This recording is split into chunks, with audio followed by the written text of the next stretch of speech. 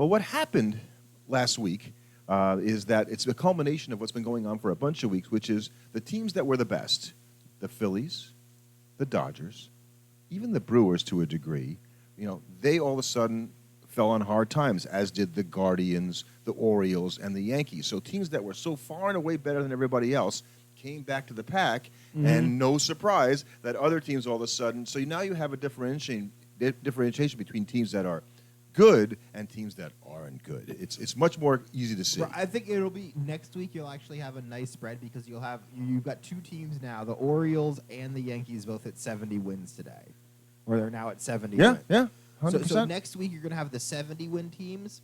That's going to be the overall kind of group of people, and then you're going to have everybody else that are below them. Those are going to be the teams that are generally in the wild card hunt, with a few other division leaders sort of lagging behind them. Like you look at the Astros are sort of a standout because the other two division leaders are so good. Well, not only the other two, right? You think about the Orioles and the Yankees; they have 49 losses.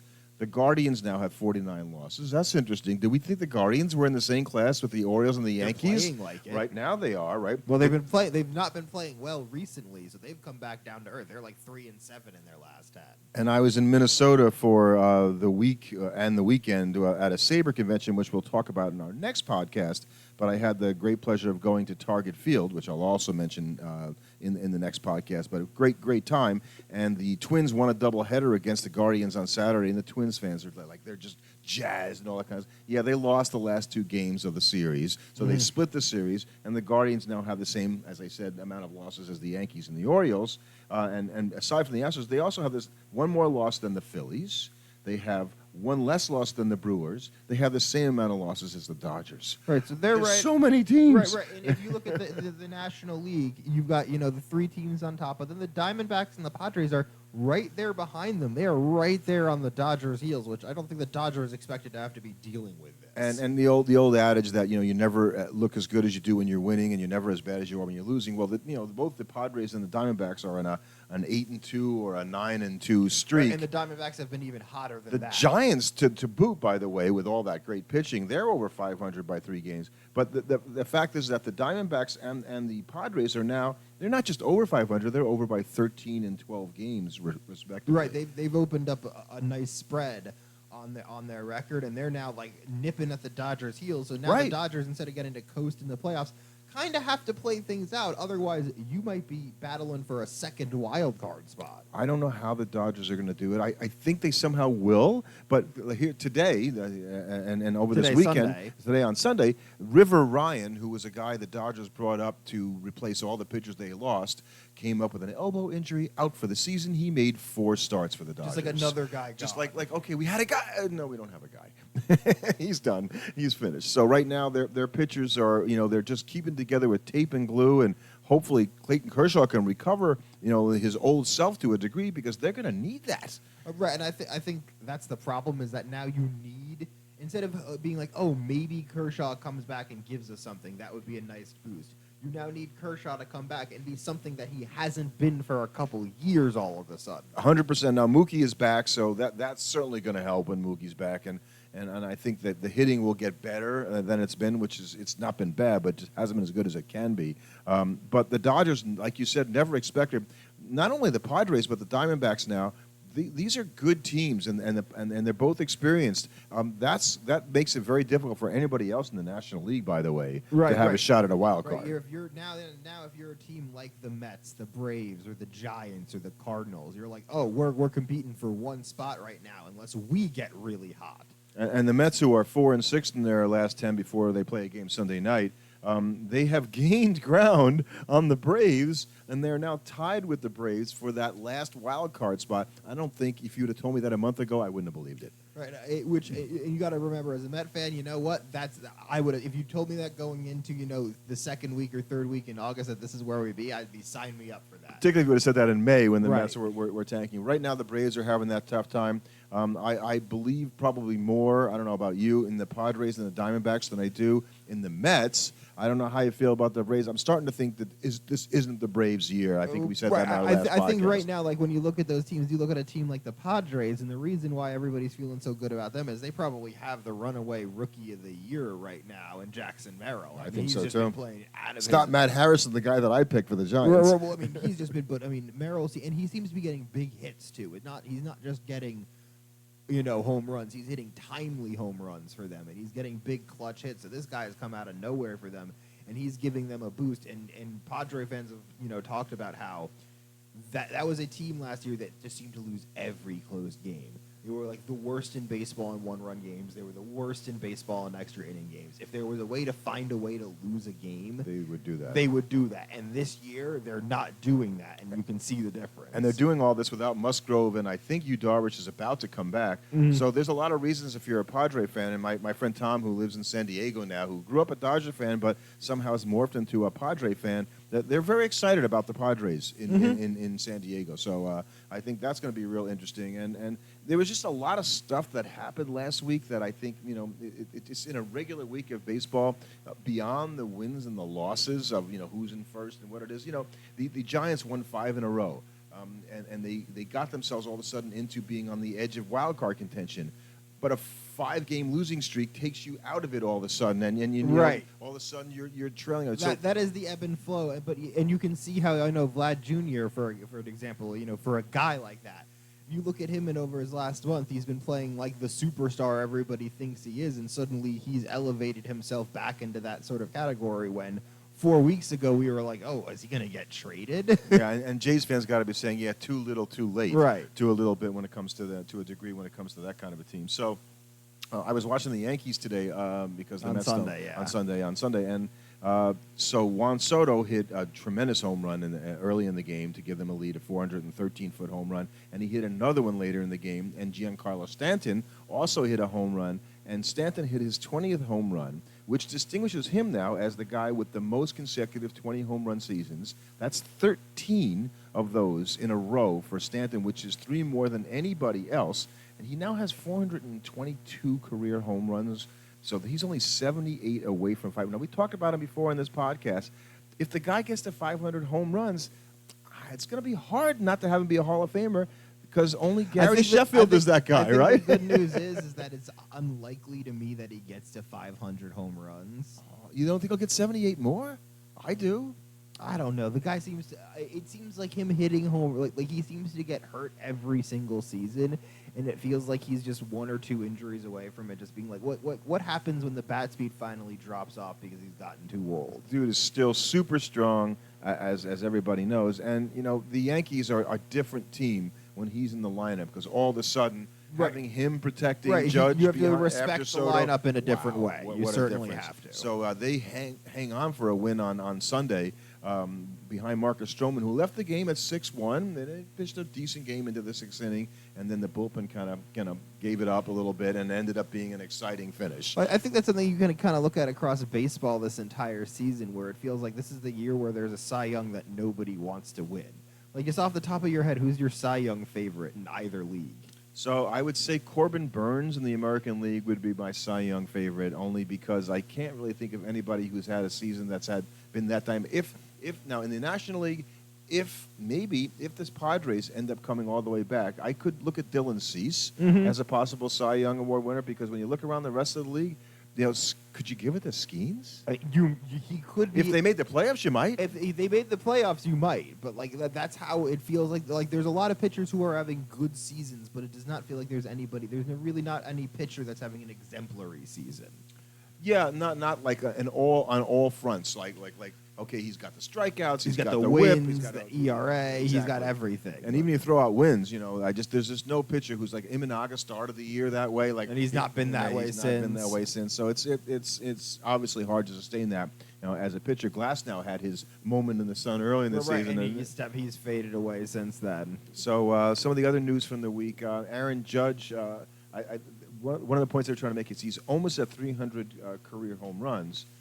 And he would be the fastest to 300 career home runs in the amount of at-bats that he has had in his career.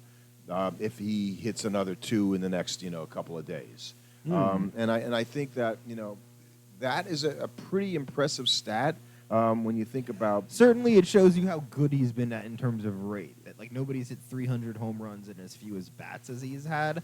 That kind of says he's the best ever at it in some ways. And the question for Judge, and I don't even know how you could ask that question after what I just said about Stanton, right? That if he finishes the season, I don't know, at 320 or 315, do you think Aaron Judge could hit another 180 home runs in his career? Well, you say yes because you think he's younger than Stanton, he's healthier than Stanton, and all that. But he's not young; he's 32. Right. So it's like, okay, is he going to get another 180? It's So like that- that's a lot of home runs. If he hits 40 home runs a year for four seasons, now he's 36. Okay, then he's probably got it. But like, will he hit 40? Can he hit 40? Well, so far I would say yes, based upon what I see now. Right. I don't see why, and certainly now with the way guys are able to take care of themselves. But at the same time, he's been a guy that has been prone to getting a little nicked up.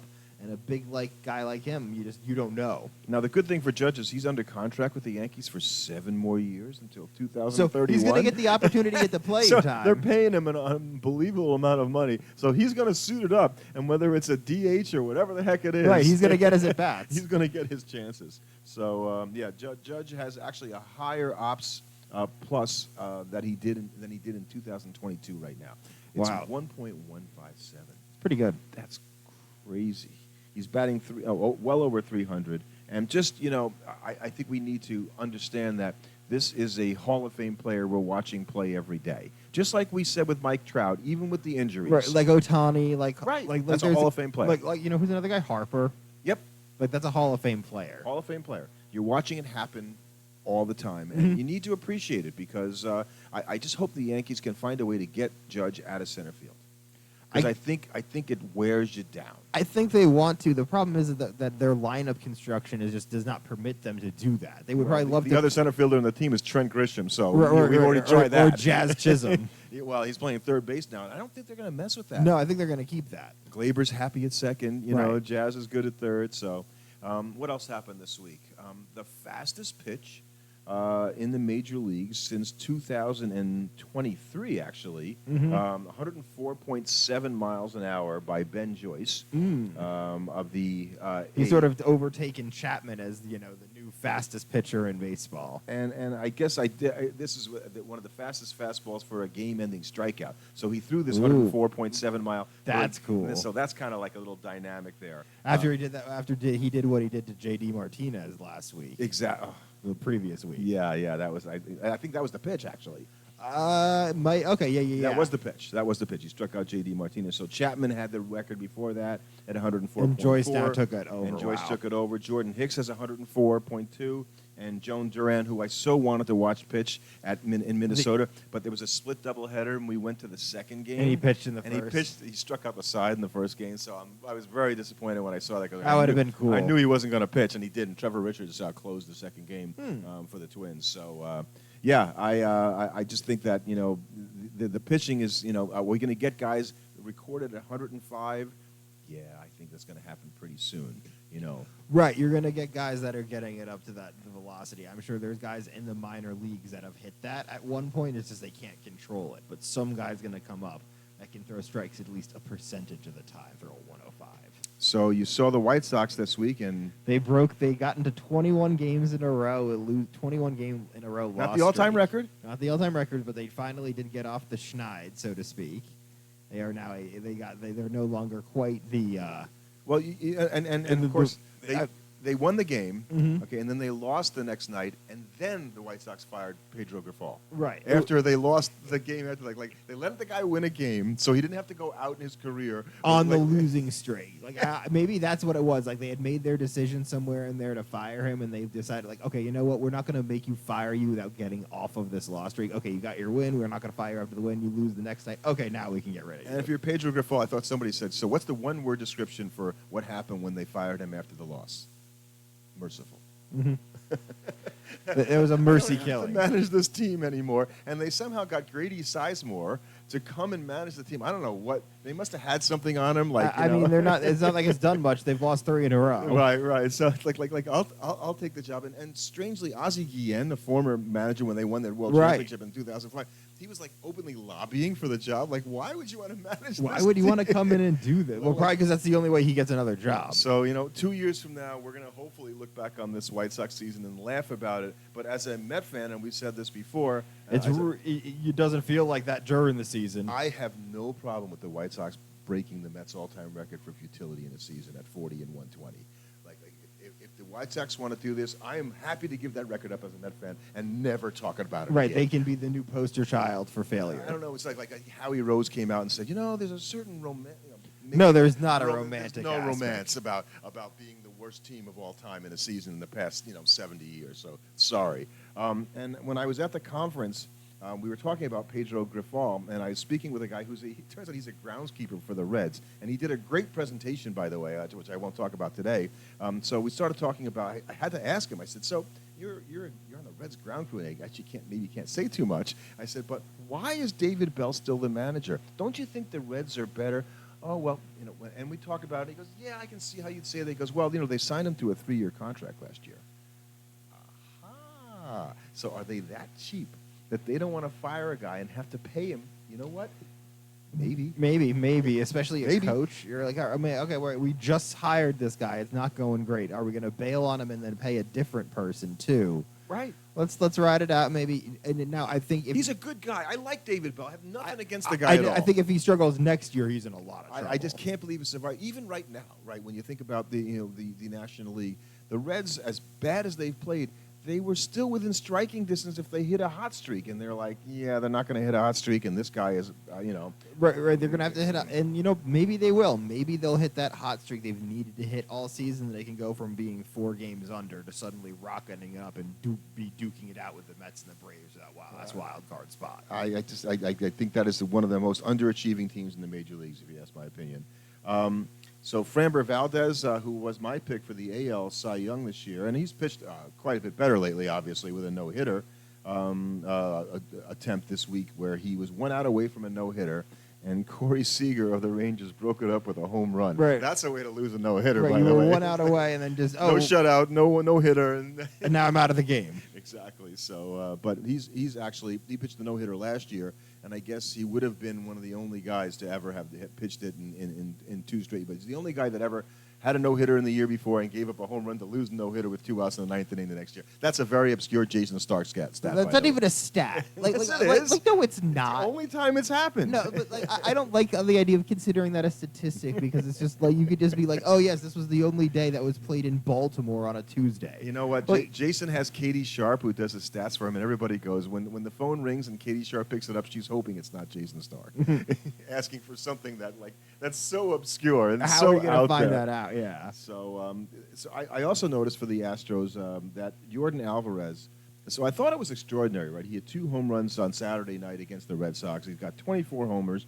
He's got an ops plus of 165, except that's his career average. So he just kind of playing like he normally is. That's like, are you kidding? 165 is his career average, and he has an ops of 942 this year, which is lower than his career on base. Right. So wait. So how is he quietly having an amazing season? He's having another amazing. This is just what he does. Right. You say like for him, it's just sort of standard. This is like a regular old season that would be extraordinary if it were anybody but me. Right. Well, I mean, he's still. They're just speaking how good he is and how good he's been.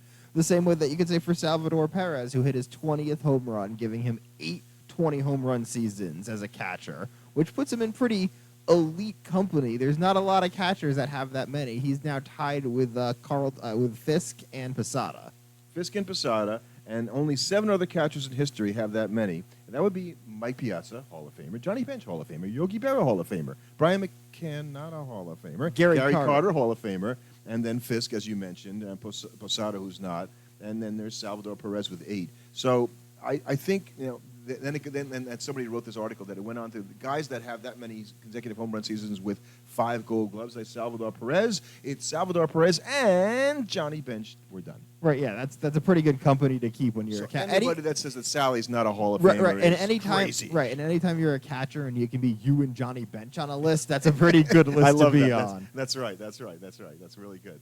I noticed for the Red Sox, and the Red Sox fans were lamenting today because this on Sunday.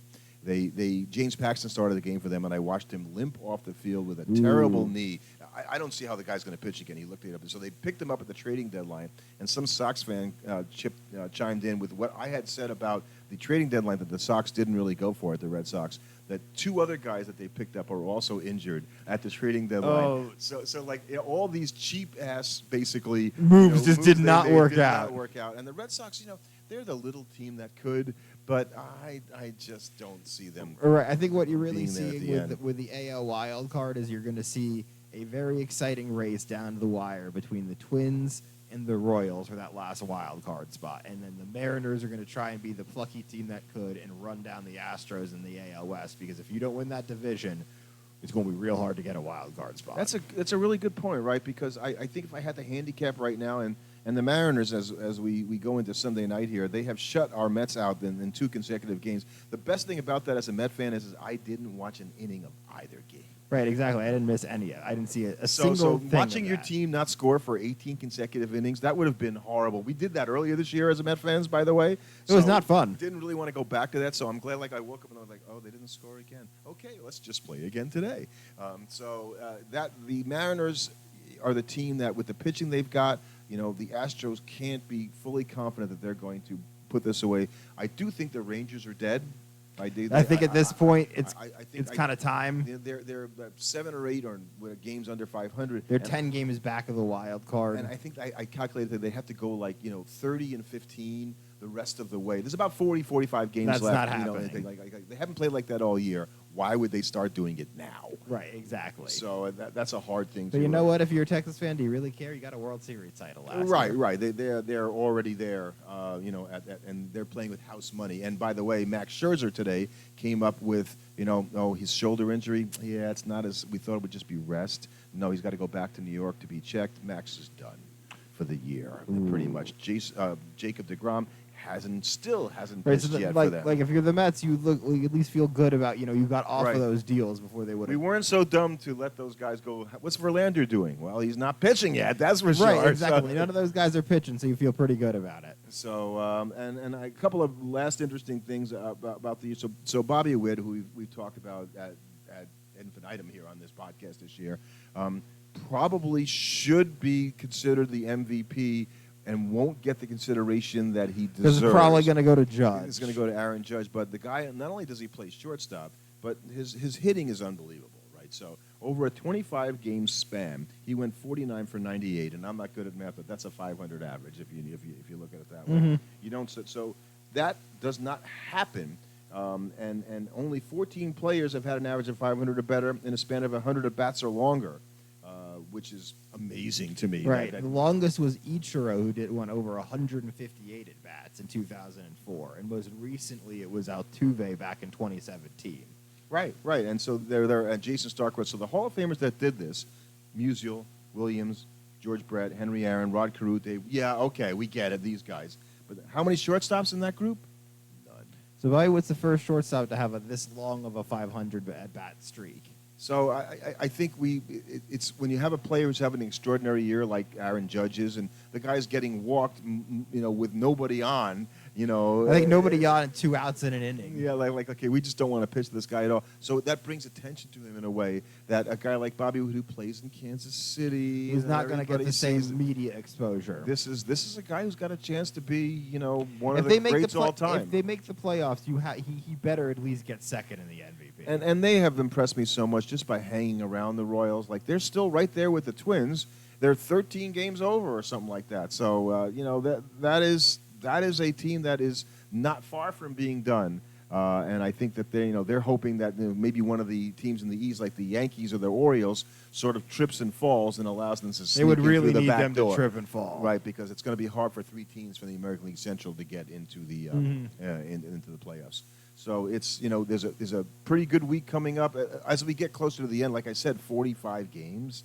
Right, it's going to start every tightening. week matters so much You're going now. to really start. I think next week you're going to really start getting clear pictures of who's being where. I mean, we've been saying that for a few weeks, but it feels like every week it's like the teams that are really in it are tightening, and you're starting to see the tiers sort of establish themselves. Yeah, I already feel like it's getting too late at that point, like, for our Mets who were in wild card position, over the past in and around it over the past couple of weeks, I'm not terribly confident that they're going to be able to find a way. Right, they're going to be this. in the hunt for the last spot, and that's about it. That's about it. Yeah, I think the other teams are better. The Diamondbacks and the Padres. It's going to be hard for the Mets to catch them at this point. So it's really fun. The stakes are high. Everybody knows it. Injuries are still abounding. As we've seen, pitcher injuries. But I just can't wait. For just another week of baseball.